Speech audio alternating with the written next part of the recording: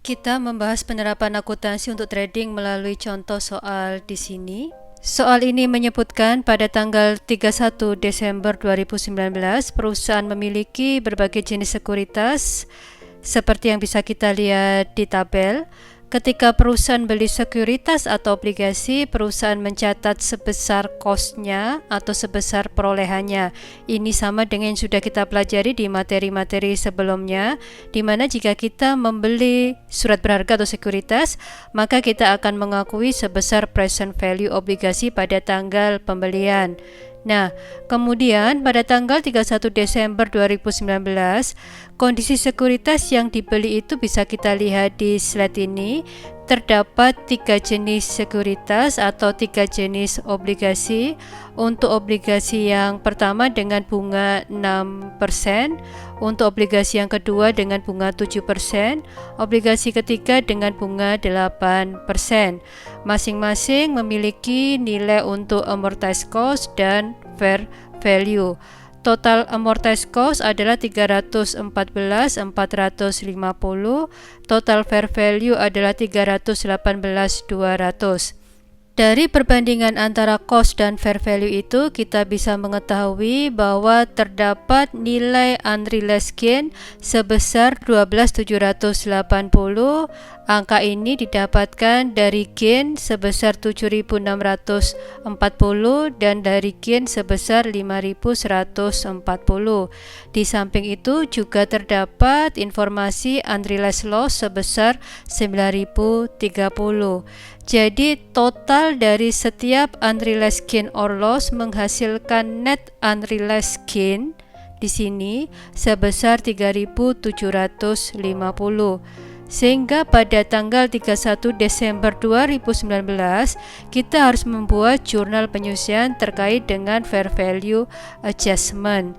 Jurnal penyusiannya adalah fair value adjustment pada unrealized holding gain or loss. Di sini memfokuskan pada income bukan pada ekuitas sebesar 3.750.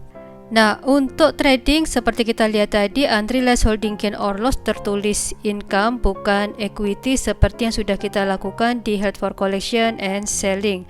Unrealized holding gain or loss ini kita laporkan sebagai bagian dari net income, bukan OC atau bukan bagian dari ekuitas. Pelaporan unrealized gain or loss yang masuk sebagai net income ini akan kita laporkan sebagai bagian dari other income and expense atau pendapatan dan beban lain-lain. Kembali ke jurnal ini, karena perusahaan mendebit fair value adjustment, maka nilai fair value adjustment ini akan menambah nilai buku debt investment, sehingga nantinya perusahaan akan melaporkan nilai debt investment sebesar fair value di laporan posisi keuangan. Materi terkait ini sudah kita pelajari secara detail di materi held for collection and selling. Sehubungan dengan penjualan investasi atau obligasi, perlakuan akuntansinya sama dengan jenis investasi lainnya, di mana kita harus menghitung gain or loss atas penjualan investasi. Untuk menghitung gain or loss itu, maka kita harus memastikan nilai buku sudah menunjukkan nilai buku pada tanggal penjualan, sehingga nilai buku itu bisa kita bandingkan dengan nilai jual obligasi. Gain or loss atas penjualan ini dilaporkan di laporan laba rugi di kelompok pendapatan dan beban lain-lain, seperti halnya dengan dua jenis investasi sebelumnya.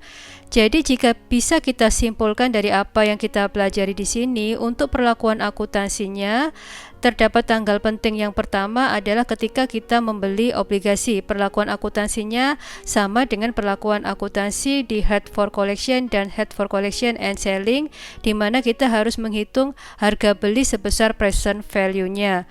Kemudian kita juga ada transaksi yang terkait dengan adjusting fair value, sehingga kita harus membuat jurnal yang berhubungan atau melibatkan fair value adjustment dan unrealized holding gain or loss. Kemudian jika ada transaksi yang berhubungan dengan penjualan obligasi sebelum jatuh tempo, maka perlakuannya juga sama dengan held for collection dan held for collection and selling, di mana di sana kita harus menghitung berapa laba atau rugi atas penjualan investasi. Sehingga kita harus memastikan bahwa nilai buku itu bisa disandingkan dengan harga jual. Dengan kata lain, kita harus menghitung nilai buku sampai pada tanggal penjualan, sehingga nanti bisa kita bandingkan dengan harga jualnya.